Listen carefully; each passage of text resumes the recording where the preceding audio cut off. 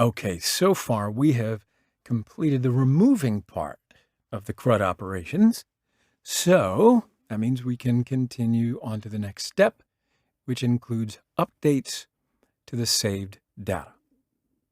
Now this part's going to be a little bit more complicated, but we'll get you through because it's also going to be a whole lot more informative about how Mongoose and MongoDB work together. All right, so we're going to use the same method that we used when deleting records. So we're going to review several methods of updating records first, and then we'll go over all of them one by one. So model instance for updating records is quite easy to comprehend. Class-based methods, they get more complicated to some degree. So we'll start with the easy one. Now, first of all, there are several methods, but again, I'm only going to explain 3 of them. And then from now on, I believe that you will be aware of the fact that there are always different ways to do the same thing in Mongo. So these will both update the records. And if you review the document, of course, you can do that whenever you want to. You can see all of the other methods. So I'm going to create a new file called, as you might be able to guess, update_test.js. I think you're probably fairly familiar with the boilerplate, so I don't need to go over it. We're going to start by writing const assert equals require assert, and const student equal require source student. Then describe updating records, and then a function. Now again, we will declare a student, then create and save it, so every time we start a new function, we can work with a new student. So, say let JSON, and then add before each. And inside of a before each, we will write done callback in order to be sure that we can save the record. Then after that, we will create our student called JSON and JSON.save. And finally, then with done callback. All right, so our boilerplate is ready. So that means we're ready to begin. So we can start with the set and save method. So define a new it block with the string of set and save. That's pretty clear and direct for me. So first of all, I want to see which properties JSON has on my console so that I can see the updates more clearly. So I'm going to write console log JSON here. And that's it. JSON has these properties: v, name, and the ID. JSON is a property, and that's where our focus should be. Okay, so let's update it. I'm going to use the set method for updating. And I'm writing JSON.set and the property which I want to update. For this project, it's going to be the name property. And then I'll write the new name here to update the current one. So let's just make it Alex for now.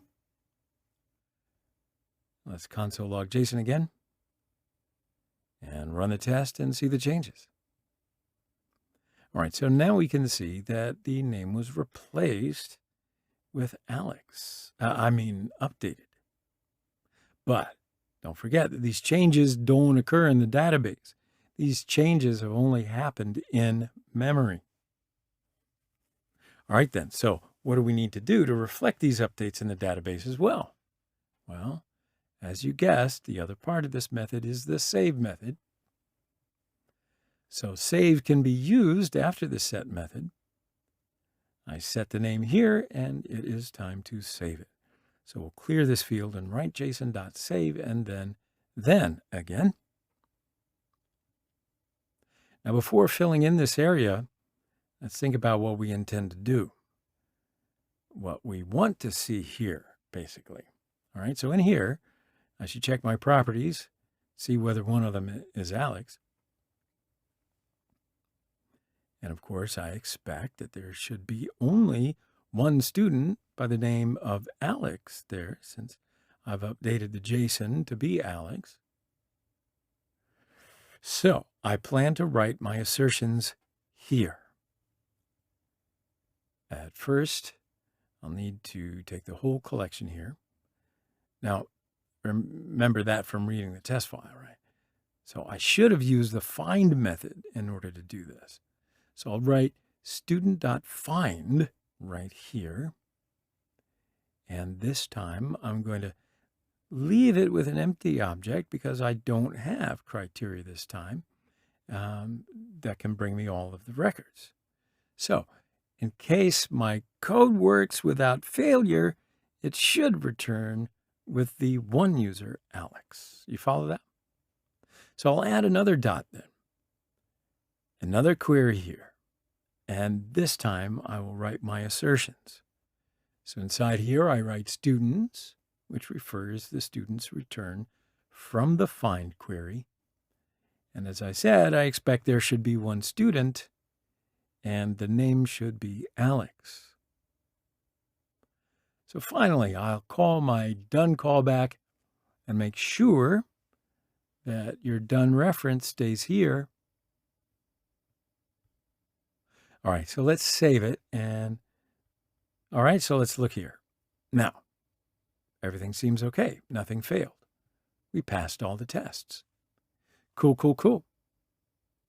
Now, finally, I want to clarify something about set and save. In bigger projects, we might update more than one record, that like we've done here in different steps. However, we don't save them after each step. We're going to use the save method after all of the changes are done. So this approach prevents us from touching our database every time that we make an update, right?